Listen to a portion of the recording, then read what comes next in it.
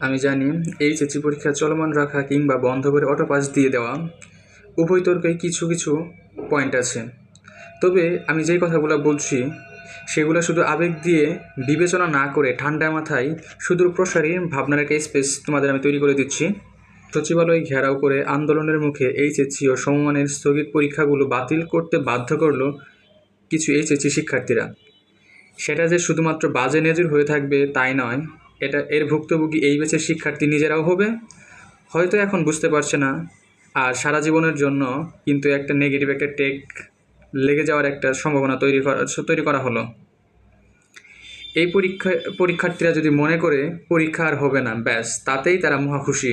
তাতে করে কিছুটা ভুল হতে পারে, কারণ ফলাফল তৈরি করা হবে কোন মেথডে তা কিন্তু আমরা এখনও কেউ জানি না। সেই মেথডে গিয়ে কারোর কপাল পুড়বে কি না সেও কথা কিন্তু নিশ্চিতভাবে আমরা বলতে পারি না।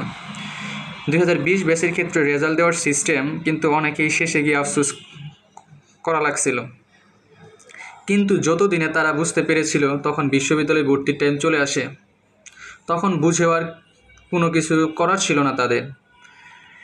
2020 সালে যদি বলতে চাই, এসএসসি পরীক্ষার পরে আইইউটিতে একটা ভাই ফার্স্ট হয়েছিল, কিন্তু সে ভাই বুয়েটের প্রিলিতে বসতেই পারে না, কারণ বুয়েট তাদের নিজস্ব একটা বাধা ধরা নাম্বার বেঁধে দেয়। সেই নাম্বার না থাকলে সে যতই অন্যান্য ভর্তি পরীক্ষায় ভালো করুক, সে ভর্তি পরীক্ষায় বসতে পারে না। এরকম একটা সম্ভাবনা কিন্তু সৃষ্টি হতে পারে। তো পরীক্ষা চালু রাখার জন্য কি বিকল্প প্ল্যান করা যায়, সেটা যৌক্তিক উপায়ে ভাবতে গেলে নানা অপশন বিবেচনায় আসতে পারে, কিন্তু সেই অপশনগুলোর দিকে না তাকিয়ে একদম বন্ধ করে দেওয়ার সিদ্ধান্তটা খুব একটা যুক্তিসঙ্গত বলে আমি মনে করি না। সময় দরকার হলে আরও অনেক বেশি বাড়িয়ে দেওয়া যেত। সেপ্টেম্বরে না হয়ে অক্টোবরে পরীক্ষা দিতে পারত। হয়তো অবশিষ্ট সাবজেক্টগুলো যেগুলো আছে সেগুলো পূর্ণমান 100 থেকে কমিয়ে 50 করা যেতে পারত। যেমন 2023 ব্যাচে আইসিটি 50-এর উপর পরীক্ষা নেওয়া হয়েছিল।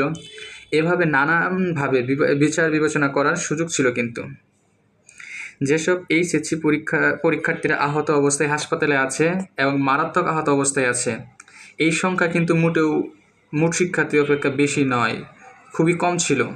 এই শিক্ষার্থীদের লিস্ট চাওয়া যেতে পারত প্রতিটি উপজেলা থেকে। এরপর যাচাই বাছাই করে তাদের জন্য বিশেষ করে ব্যবস্থা নেওয়া যেতে পারত। তাদের জন্য সাবজেক্ট ম্যাপিং বা অন্য যে কোনো মানবিক পদক্ষেপ নিলে কেউই আপত্তি করতো না বলে আমি মনে করি।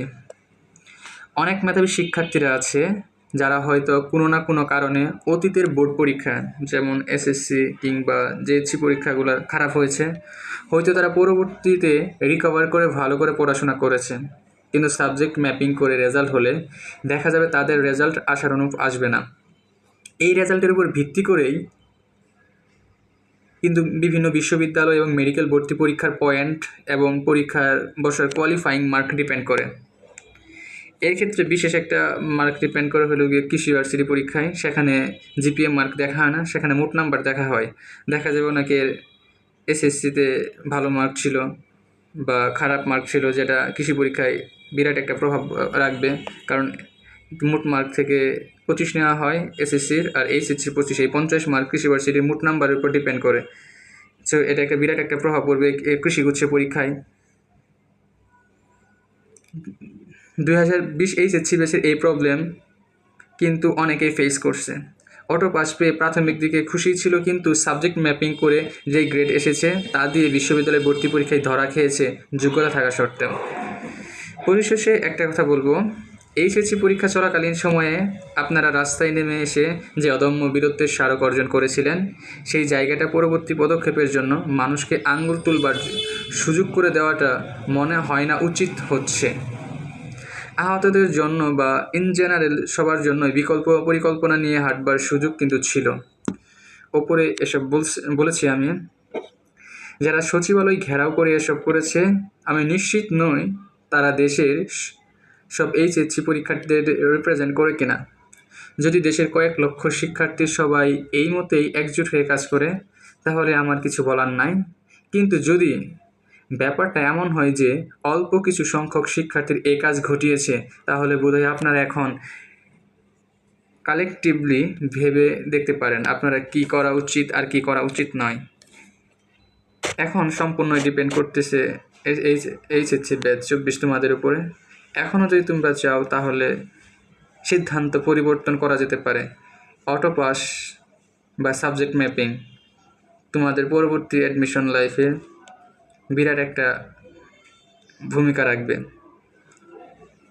যা তোমরা আর কিছুদিন পরে বুঝতে পারবে। এখন হয়তো বা বুঝবে না, আজ থেকে 3 মাস পরে তোমরাই বুঝবে যে লাইফে তোমরা কী হারিয়েছ। হোক এইচএসসি সকলের সম্মানের। আমরা চাই না যে কোনো একটা ট্যাগ লাগাতে। ধন্যবাদ।